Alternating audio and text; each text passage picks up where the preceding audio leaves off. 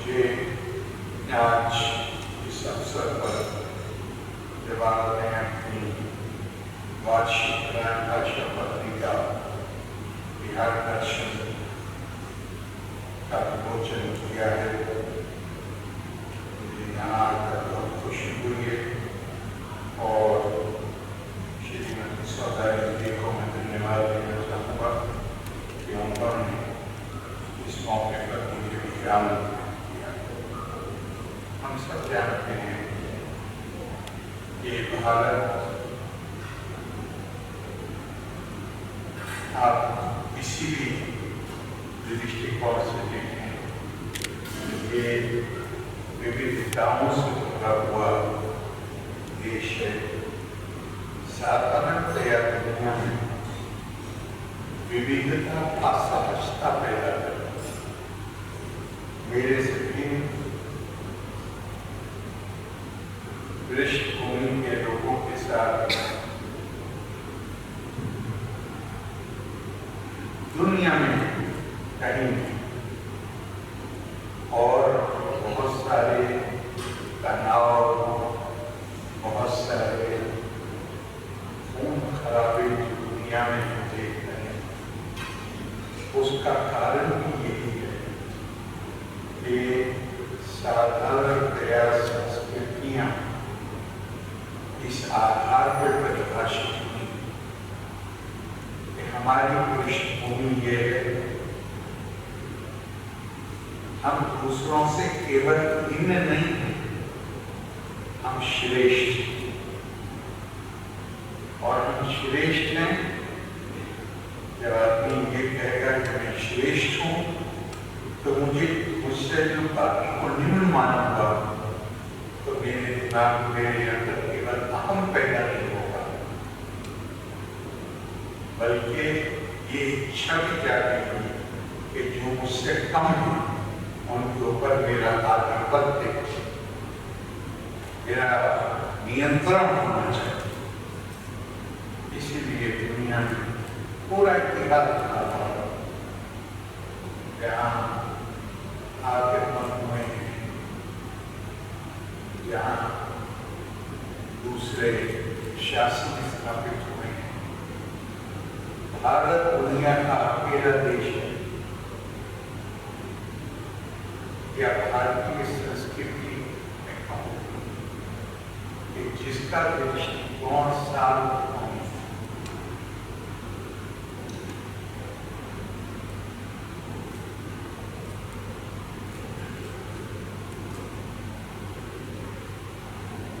है।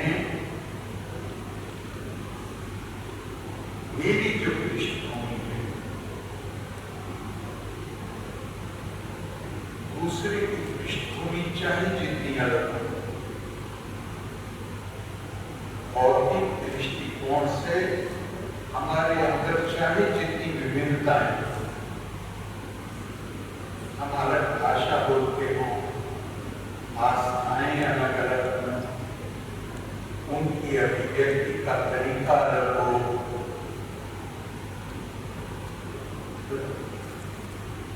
रीति रिवाज अलग हो, खान पान अलग हो, लेकिन भारत के मनीषियों ने, भारत के ऋषियों ने हमें ये बताया, आज नहीं बताया, हजारों साल पहले ये बताया कि ये विविधताएं जो हमें नजर आती हैं, ये सामने से नजर आती हैं, ये इन दो आंखों से देखी जाती है, लेकिन इस सारी विविधता के पीछे छुपी हुई एक आंख होता है, जिसे इन आंखों से नहीं देखा जा सकता है, उसे ज्ञान चक्षु से देखा जा सकता है। इसलिए हमारी संस्कृति में सबसे ज्यादा जोर किसी बात पर है,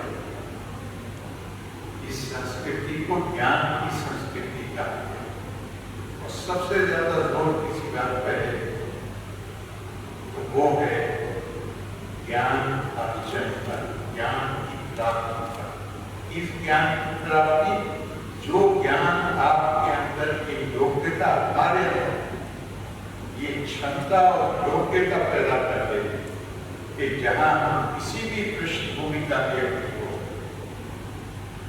हम सामने से वो चाहे जितना विभिन्न नजर आए, लेकिन उसका और मेरा जो आत्मीय संबंध है, आत्मा परमात्मा आत्मा के रूप में हम सब की देह में निवास करता है। हम इस चीज को समझ सकें, और जब मैं आपके अंदर आत्मा के रूप में परमात्मा को देखने लगूंगा, तो फिर क्या ये संभव है कि मैं आपके पैर पर पैर रख सकूं? झगड़े क्यों है दुनिया में? विभिन्नता का टकराव। भारत ने क्या बताया? विभिन्नता के पीछे एकात्मता है, इसलिए उस पर भी जब भारत सोने की चिड़िया कहा जाता है, भारत की संपन्नता पूरी दुनिया को अपनी ओर आकर्षित करती। हमारे यहाँ हमले भी हुए, हमारे यहाँ हमें गुलाम भी बनाया गया। तो आखिर क्यों आते थे लोग? कोई रेगिस्तान में चलते तो आएंगे। भारत में कुछ था तो उन्हें दूर से खींच के लाता, व्यापारी के रूप में भी आए, अटलांटा बन के भी आए। क्यों आते थे? भारत की संपत्ति। तो भारत के पास हमारा भी पतन हुआ, लेकिन पतन से पहले हमारे पास भी तो कुछ शक्ति रही हो। हमने कभी भारत का इतिहास नहीं बताया कि हमने कभी किसी के ऊपर सैन्य बल के शक्ति के माध्यम से किसी को नियंत्रण करने की कोशिश की। हाँ, भारत से निकलने वाले विचारों ने दुनिया को प्रभावित किया। खासतौर से आप ईस्ट एशिया में देखिए तो विचारों का एक क्रांति, विचारों से ये मैं क्यों कह रहा हूँ कि हम हिंदी ये आपकी पत्रिका हिंदी में है, आपको केंद्रीय सरकार की तरफ से एक योग के लिए आपको सम्मानित किया गया है।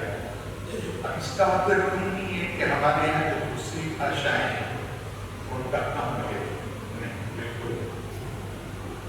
छोटे छोटे ग्रुप के जरिए बोली जाने वाली भाषा को भी हमने राष्ट्रीय भाषा कहा, लेकिन एक स्वतंत्र राष्ट्र होने के नाते जब स्वतंत्रता का आंदोलन था, उसी समय हमारे नेताओं की ये इच्छा थी, और किसी भी कोई भी लोग जिनके अंदर स्वाभिमान का भाव होगा, अपनी संस्कृति का गर्व होगा, वो ये चाहेंगे कि हमारे पास कोई अपनी संपर्क की भाषा ऐसी होनी चाहिए। खास तौर से भारत जैसे देश जहाँ पे मुझे ठीक से याद नहीं, एक कहावत है कि चार कोस पे पानी बदले और 8 कोस पे पानी, कुछ इसी तरह। अब हमें मालूम हमारे यहाँ अलग अलग बोलियां, भाषाएं भी हैं और बोलियां भी हैं, वो सब हमारे लिए है। किसी की भी कोई मातृभाषा है, हम चाहते हैं उसका विकास, हम चाहते हैं वो समृद्ध, लेकिन भारतीय के नाते हमारी एक परेशान है कि पिछले 200 से भी ज्यादा वर्षों से ये जो विभिन्न बोलियां बोलने वाला एक राष्ट्र, ये संपर्क भाषा के तौर पर स्वतंत्रता से पहले अंग्रेजी का इस्तेमाल करना। अंग्रेजी भी एक भाषा है, उसके प्रति हमारा कोई अलगाव की भावना नहीं है, तो और भी भाषा सीखना चाहते हैं, लेकिन अपने आत्मसम्मान के लिए हमारी इच्छा ये है, प्रबल इच्छा कि पूरे देश में कोई भारतीय भाषा जो संपर्क की, तो अंग्रेजी भी संपर्क की भाषा है, लेकिन वो विदेश से आई हुई भाषा, हम चाहते हैं कि भारत की कोई भाषा, उसके लिए हमारे कॉन्स्टिट्यूएंट असेंबली में भी खूब बहस हुई है, हमारे स्वतंत्रता आंदोलन में भी इसके बारे में खूब चर्चा हुई है, और हमारे सभी स्वतंत्रता संग्राम आंदोलन के नेता के बीच में एक सहमति थी, और वो सहमति ये थी कि संपर्क भाषा के तौर पर हिंदी को विकसित किया है। हिंदी का विकास इसके लिए नहीं कि हम तमिल भाषा को कमजोर करें या मलयालम को कमजोर करें या मैथिली को कमजोर करें या भोजपुरी को कमजोर नहीं, बिल्कुल हमें तो हमारी जो आदर्श है, जो मूल्य, अब हजारों साल पहले अथर्वा वेद में कहा गया, जन्म विभ्रति बहुधा विवाच पृथ्वी सूक्त में, बहुधा विवाच नाना प्रमाण पृथ्वी यथोपस, इसका नाम ही, इस पूरा जो चैप्टर है उसका नाम ही पृथ्वी सूक्त। इसमें हम एक प्रार्थना कर रहे हैं कि ये जो धरती माँ है, ये धेनु गाय की तरह, जैसे उसका हर किसी परिवार में रहने वाले विभिन्न जिनकी पसंद होती है, उनको सबकी पसंद के अनुसार उनका पालन पोषण होता है घर के अंदर। इसी तरह पृथ्वी माँ, हम लोग जो जिनकी आस्थाएं विभिन्न, जो अलग अलग भाषाएं बोलते हैं, बहुधा विवाच सब, तो ये बहुधा की जो हमारी कल्पना है, ये आदिकाल से, और एक और जगह कहा गया है, सर्वज्ञ प्रथम वंदे परम ज्योतिष तपोवा ज्ञान उपा देवी सर्वभाषा सरस्वती। जहां पर ये कहा गया जितनी भी दुनिया में भाषाएं, इसलिए कि हमारी संस्कृति वो है जिसमें दूसरे की कल्पना ही नहीं, सब हमारे आत्मा के बंधन से बने। तो कहा गया कि जितनी भाषाएं हैं दुनिया में, वो सारी भाषाएं मां सरस्वती की बोलियां हैं, और इसमें आवाहन किया गया है कि दुनिया में जो मौजूद हैं विभिन्न संस्कृतियां, विभिन्न पृष्ठभूमियां, उनको समझने के लिए जितनी भाषाओं को सीख सकते हो, उतनी ज्यादा से ज्यादा भाषाओं को सीखने का प्रयास करना चाहिए। ये भारत का सांस्कृतिक दृष्टिकोण, लेकिन भारतीय के नाते हमें ये भी हमारा चाहे सब भाषाएं सीखते हैं।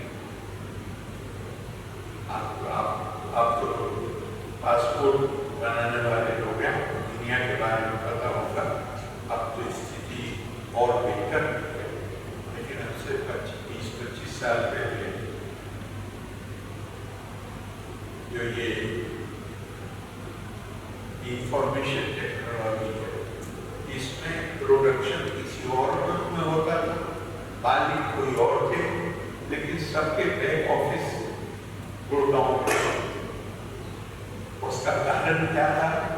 कारण ये था कि वैस को लगता था कि हिंदुस्तान ऐसी जगह है जिन्हें हिंदुस्तानी बच्चियों को, बच्चों को उनकी अंग्रेजी इतनी अच्छी है कि उन्हें 3 महीने में अमेरिकन, इंग्लिश, कैनेडियन एक्सेंट में बोलने की ट्रेनिंग दी जा सकती है। अब जो कस्टमर सर्विस होती है, तो एक आदमी न्यूयॉर्क से फोन कर रहा है, वो समझ रहा है मैं न्यूयॉर्क में बैठे हुए किसी आदमी से बात कर रहा हूँ, वास्तव में वो गुड़गांव में बैठे हुए किसी मल्टीनेशनल्स के जो ऑफिस थे उससे बात कर रहा होगा। तो हमें कोई दूसरी भाषा सीखने में में भारतीयों को तो एक कहना चाहिए कि उनका विशेष गुण, और साउथ के बारे में कोई अपने दिमाग में गलतफहमी मत पाइए। केरला में हाई स्कूल तक हिंदी सीखना कंपल्सरी है, आवश्यक है। हिंदी का पेपर आपको पास करना ही, लेकिन माहौल नहीं तो वो हिंदी बोल नहीं पाते। लेकिन जब वो दिल्ली पहुंचते हैं तो उन्हें 3 महीने से ज्यादा नहीं लगते हैं। जिस तरह की हिंदी बोलते हैं आप बोलते हैं, उसी तरह की हिंदी बोल रहे हो। कर्नाटक का, तेलंगाना का, तेलंगाना में तो हिंदी बोलते हैं, कर्नाटक, आंध्र का, और दिल्ली भरा पड़ा है। तमिलनाडु में चाहे जितना कुछ लोग राजनीतिक कारणों से विरोध करते हो, दिल्ली में आप तमिल से बात करते देखिए, उनकी हिंदी हमसे कमजोर नहीं। तो हमें ऐसे लगता है कि हमारे नेताओं को लगता था कि हिंदी हमें और जो आध्यात्मिक और सांस्कृतिक एकता का जो भाव पूरे देश में है, सारी विभिन्नताओं के बावजूद उसमें हिंदी भी एक कारक बन सकता है उस एकता के भाव को मजबूत करना। लेकिन इसका सबसे प्रभावी तरीका ये है कि हम हिंदी राज्यों में रहने वालों की कोशिश करनी चाहिए कि हम साउथ की, वेस्ट की, ईस्ट की, हमारे देश बहुत बड़ा है, कोई एक भाषा हमें सीखने की जरूर कोशिश है। और एक बात मैं आपको और बता दूं कि आधुनिक विज्ञान हमें ये बता रहा है कि अगर आप 2 या 2 से ज्यादा भाषा जानते हैं तो एक बीमारी जो आजकल बहुत कॉमन हो रही है, जिसे डिमेंशिया भी कहा जाता है, जिसे अल्जाइमर भी कहा जाता है, जहाँ भूल जाते हैं और अपनी नर्व्स में कंट्रोल आहिस्ता आहिस्ता करता है। हार्वर्ड और बोस्टन की रिसर्च ये बता रही है कि अगर आप 2 या 2 से ज्यादा भाषाएं जानते हैं तो विरल अवस्था में अल्जाइमर का चांस कम से कम हो जाता है। क्योंकि आप जिस भाषा में बात कर रहे हैं और जो और भाषाएं आपको आपका अवचेतन उसी समय उन भाषाओं में जो आप जानते हैं उसको बगैर आपके फैसले के अवचेतन उसको अनुवाद करता रहता है और आपके मस्तिष्क को सक्रिय रहता है। इसलिए उस बीमारी की चांस बढ़ता है। हम हिंदी को संपर्क की भाषा के तौर पर मजबूत करें, हमारी जिम्मेदारी है। लेकिन वो जिम्मेदारी हम बेहतर तरीके से उस जिम्मेदारी को अदा कर पाएंगे जब हम दूसरी भाषाओं को भी, खासतौर से भारत के दूसरे हिस्से में बोले जाता है, जहाँ हम उनको ये एहसास करा सकें कि ये संपर्क की भाषा है, इसका हम उतना ही सम्मान भारत की दूसरी भाषाओं या दुनिया की भाषा का करते हैं। और हम चाहते हैं कि देश में बोलने वाली कोई भी भाषा जो जिनकी वो मातृभाषा है वो भी इसी तरह विकास करें, इसी तरह प्रगति करें। और आपका ये आजाद ने जिसका विमोचन किया ये उसमें एक कहना चाहिए कि इसको संपर्क भाषा के तौर पर करने में एक आपने दिया है, उसकी बहुत बधाई देता हूँ। आपको केंद्र सरकार की तरफ से सम्मानित किया गया है, उसके लिए भी बधाई देता हूँ। और मुझे विश्वास है कि आपकी ये प्रयास और ज्यादा तेजी से जारी रहेगी। लोक समस्या बंधु, धन्यवाद। जय हिंद।